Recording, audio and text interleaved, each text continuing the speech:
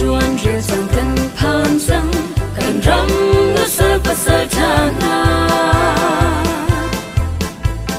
thâu chang u si dear now si lung ruai na chu te na mu na ga dong tiếng in kan dear na democracy I'll be you din se nak lerem dei na nu shin châu vong kan zalon na thi tiếng in kan kêu ven la kan te chin fa par ha chan tia sal chan ting kan ruat khâu lo ok nak chalo kan du ti lo democracy so open na kan rama dir ve chang se kan rama luat na dang khen tum u a ho sal man kan se ti lo ni hin mi nau thai sing shui tu mai norin kan chang chin la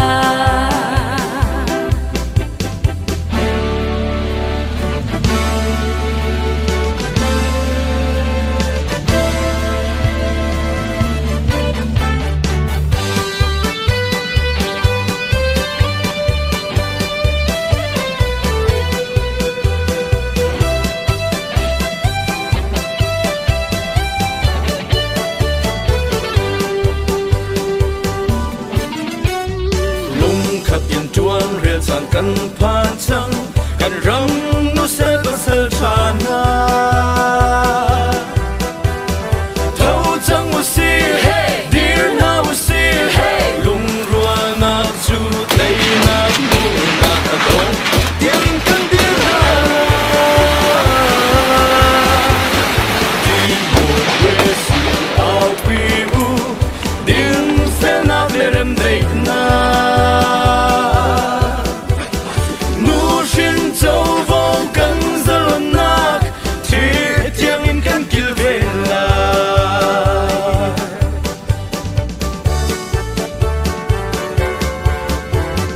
kan te chin fa par na chan tiang sal chan ding kan ruat khâu lo ok nak chalo kan du ti lo democracy so open rama dir ve chang se kan rama luat na dar king tum u a ho sal man kan se ti lo ni hin mi no thai sing shui tu mai no ring kan chang chi lai man kan se ti lo